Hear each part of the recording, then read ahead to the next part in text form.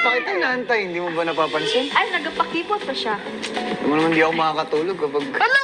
Pag walang akap mo. Ay, ay, ay! Ay, ay, ay!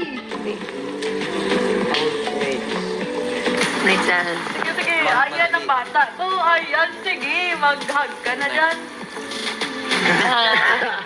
Dapat mga 10 seconds. 1, 2, 3, 4, 5, 6, 7, Ay, 8. sold. Sino po ba? Kulang. Isang Tulog bahay ka sa na. linggo. Housemate. Sorry naman. Night dyan. Good night, brother. Gabi-gabi ka na nang nagagali. Good night. Tama. See you tomorrow, guys. Aroy! Mukhang may namumuong sama ng panahon sa loob ng bahay ni Kuya. Hindi na ako tatabi sa'yo kahit kailan. Ever, ever. Ang housemates, nagbabatuhan ng kanilang linya bilang paghahanda sa magaganap na casting call. Ayan ba? Yan ba? Tukoy mo?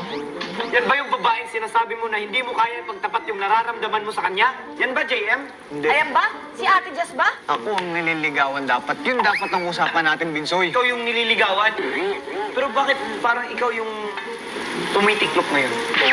Litos. Sasagutin ko yung monologue ni JM. Gusto mo? Correct. Ikaw, gusto ko.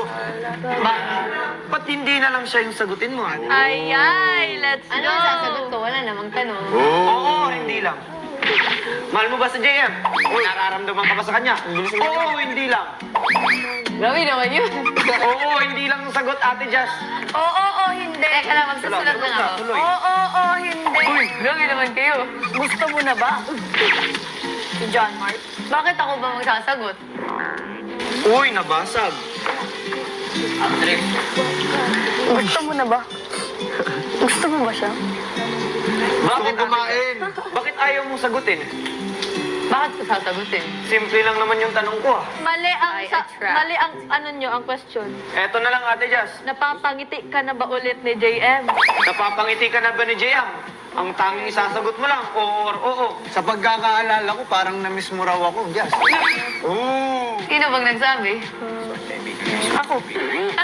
Batuhan pa ba ng lina yan or batuhan na ng feelings?